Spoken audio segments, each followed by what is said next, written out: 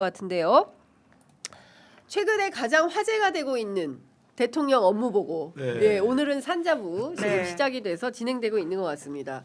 제가 대통령실 출입하잖아요. 이렇게 물어보니까 대통령실 참모들이 날마다 평가를 한다는 거예요. 해서 오늘 좋은 점, 어땠는지. 하고 뭐 평가하고 뭐 더 할지 고냐 스톱이냐 이제 이런 것들을 얘기를 하게 되는데 대통령께서 특별하게 결심하시지 않는 한 고다. 무조건 그럼요. 고다. 네. 그리고 국민들한테 평가가 매우 좋다. 뭐 이런 얘기가 나온다는 거예요. 두 분께서는 업무 보고에 대해서 주로 어떤 평을 좀 들으십니까? 자, 김은지 기자님. 개인적으로 굉장히 재밌게 보고 있고요. 예. 그러니까 지난번에도 잠깐 말씀드렸었는데 국정이 이렇게 돌아가는구나를 좀 한눈에 알 수 있게 해준다는 차원에서는 바뀐 시절을 좀 체감할 수 있다는 생각이 들긴 합니다.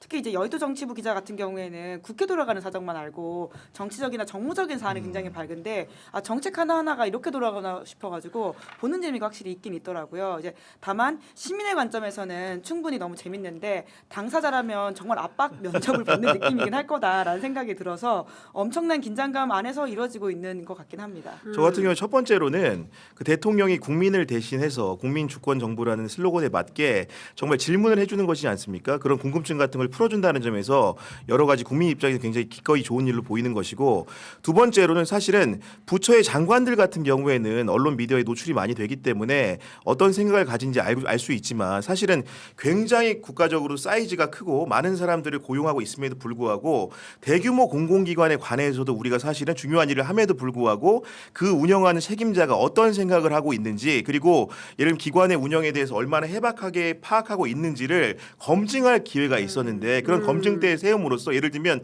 확연하게 드러나는 게 낙하산 사장이라는 사람이 쉽게 얘기해서 그 기관에 대한 질문을 받았을 때 어떤 식으로 답변을 하는가, 결국 국민들이 낙하산이라는 사람이 오면 안 되는구라는 가치판을 할 수 있게 해줬기 때문에 그런 점에서 굉장히 효과가 큰, 효능감이 큰 업무 보고라고 생각을 합니다. 제일 인상적인 장면 어떤 거예요, 김은지 기자님? 저는 사실 김의겸 세관금 청장이 굉장히 곤란했을 거라는 생각이 드는데 이제 보통 그 이학재 인천공항공사 사장과 관련되어 있어서 대통령이 굉장히 질책을 했다라고 알려져 있지 않습니까? 그런데 대통령이 질책이라고 하는 것이 사실 여야를 가리지 않았다는 생각이 좀 들었던 게 세만금 청장한테 사실 정치적 논리로 계속 이 지역을 발전시킬 수 있다라는 이야기를 하고 있는 것인데 솔직하게 여기서 끊고 가야 된다라는 이야기들을 공개적으로 하잖아요. 그러니까 그 굉장히 쉬운 일이 아닌데 아예 이렇게 매조지으면서 뭔가를 좀 하겠다라는 이야기가 좀 인상적이긴 하더라고요. 당사자들은 굉장히 곤란했을 것 같긴 합니다만은. 제가 나중에 알아. 저는 그 전북지사가 지명한 자리인 줄 알았더니 대통령 임명 자리더라고요. 그러니까요. 대통령이 임명해서 이제 김의겸 전 의원이 그 자리에 가 있는데,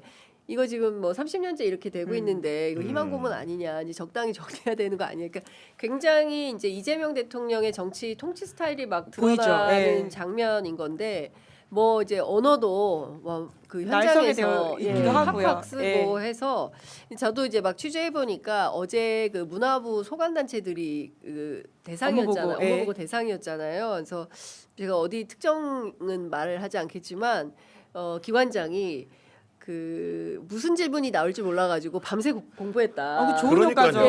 밤새 공부했다. 해야죠. 밤새 공부했고, 그래서 그러면 이거 피곤하니까 이런 거 하지 말아야 되겠네요라고 하니까 무슨 소리냐, 대통령한테 어필할 수 있는 아주 중요한 기회다 이러면서 생중계는 너무 좋다. 그러니까 기관장들도 긴장감은 있지만 이렇게 일하게 되는, 이제 업무 중심적 사고를 하게 되는 뭐 이런 그 긍정적인 에너지가 생긴다라고 하더라고요. 그리고 많은 분들이 그 이재명 대통령이 뭔가 말기실람식으로 사실은 어떻게 다이렉트로 본인이 하고 싶은 얘기를 하는 것에 대해서 뭔가 불안해하는 분들도 있는데, 저는 점점 나아지고 있다고 보는 것이, 그런 긴장감이 필요하다고 보는 것이, 예를 들면 어제 같은 경우에도 정은경 복지부 장관과의 대화 같은 걸 보면 그 탈모 약 관련된 여러 가지 건강보험 급여의 문제를 다퉜는데, 거기에 대해서 장관은 주무 장관으로서 할 얘기를 하면 되는 겁니다. 그렇죠. 대통령이 절대선이고 무조건 맞을 수가 있습니까? 그렇습니다. 그런 생각을 갖고 있더라도 장관이 이렇게 생명과 존엄의 문제, 다른 질병에 관련된 문제로 유추해서 해석할 수 있는 또 답변을 함으로써 맞습니다. 사람들이 이걸 토론으로 느끼고 결국은 정책 판단도 국민들이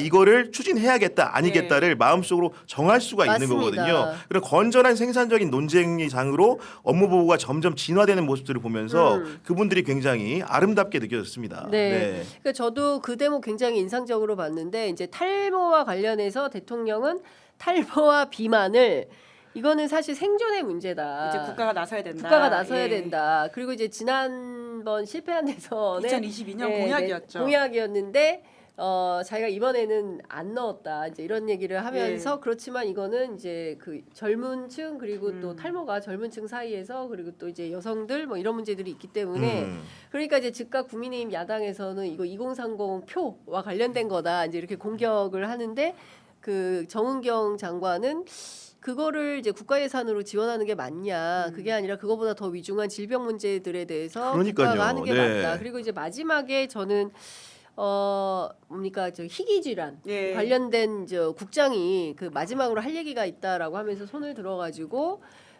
예산을 좀 늘려달라고 얘기를 해요. 그러니까 대통령이 한 사람당 희귀 질환자 같은 경우에는 6천에서 1억 정도까지 국가 예산이 투입되는데 그렇게 하는 게 맞냐? 대통령도 또 생각이 다른 겁니다. 그러니까 돈을 이제 한정된 국가 예산을 가지고 어떻게 쓸지, 예. 그렇죠. 어디에 어떻게 쓸지 그렇게 하는 게 효능감이 있는 건지에 대해서 지금까지는 그런 직접적인 토론이 없었어요. 대한민국 사회에. 예. 근데 이재명 대통령이 국무회의를 시작으로 해서 부처별 업무 보고까지 라이브로 열면서 이제는 전 국민이 고민하게 되는 거예요.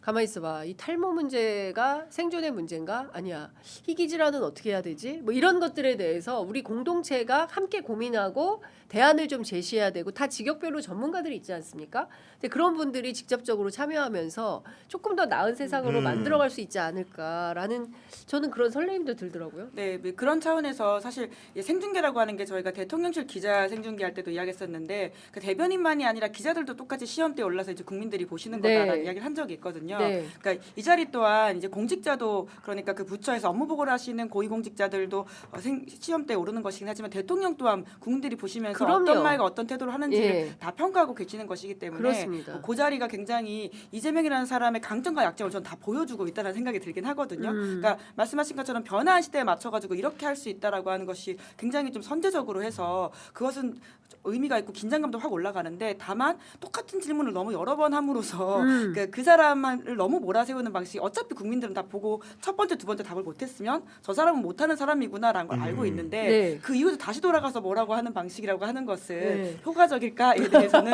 좀 생각이 들어가지고 그러니까 서로가 조정하면서 고쳐갈 수 있으면 좋겠다는 생각이 들긴 합니다. 그렇습니다. 네. 근데 이학재 사장과의 이거 티키타카는 그 논쟁을 넘어서서 지금 상당히 뜨거운 쟁점이 되는 것 같아요. 어제 이학재 사장이 직접 인천공항에 출입 기자들을 불러가지고 기자 간담회까지 열었더라고요. 네. 그래서 이제 본인이 이제 방어할 만한 얘기들을 이제 적극적으로 하는데 선거용인가요? 어떻게 보세요?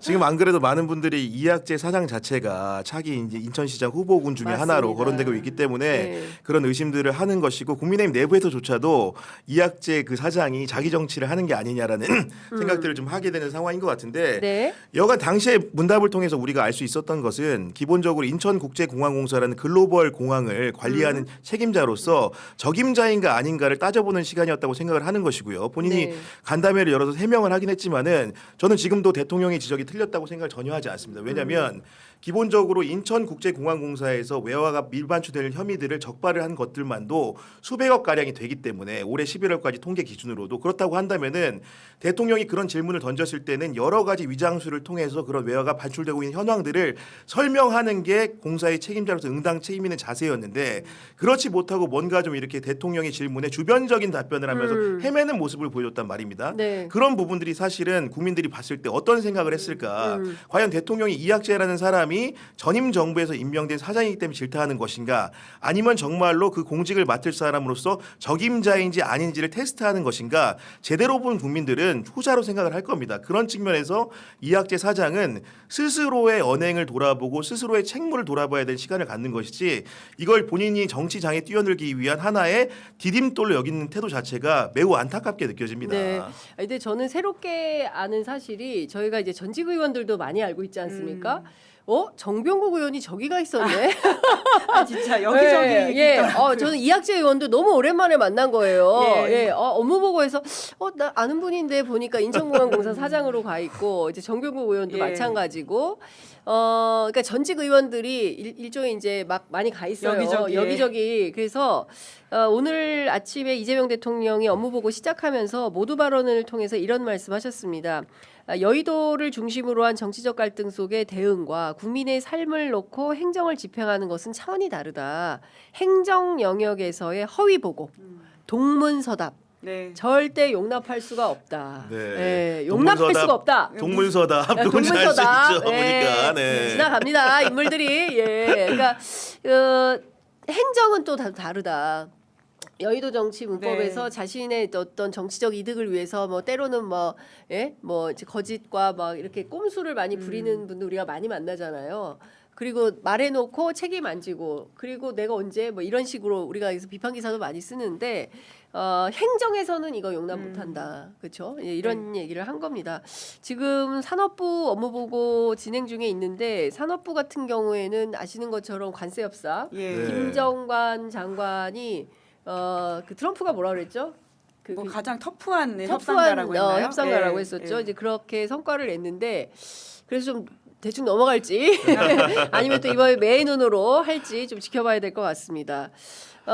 공직자들에게는 신상 필벌이 중요하다인데 신상만 있고 필벌은 그동안 없었는데 예, 신상 필벌이 구체적으로 어떻게 돌아갈지 좀 지켜보도록 하겠습니다. 그리고 제가 업무 보고 보면서 또 느낀 게 네. 생각보다 대행 체제가 너무 많더라고요. 그렇죠. 그러니까 윤석열 정부에서도 이미 맞아요. 사람을 임명하지 않고 애매하게 계속 시간을 끌다가 비어 있는 어떤 뭐랄까요 행정과 관리의 공백이라고 하는 게 굉장히 많아서 새 정부가 좀 빨리 그런 부분들도 메꿔야 되겠다는 생각을 하긴 했습니다. 정말 네. 많은 기관들의 대행 이렇더라고요. 그러니까요.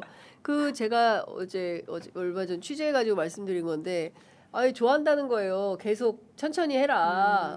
우리 아무것도 안 하고 월급 가져가면 된다. 왜냐하면은 사실 고액 연봉자들이 굉장히 많이 있고 또 이학재 사장 같은 경우에는 대통령실 취재했더니 제2의 이진숙을 꿈꾸는 것 같다. 이제 이런 얘기를 합니다. 예. 그리고 결국에는 이것을 정치적 논쟁거리로 만들어서 자기 정치에 예. 도움을 받고자 하는 행태 그런 차원에서 어제 기자회견도 한 거 아니냐라는 비판이 이어지고 있는 것 같습니다.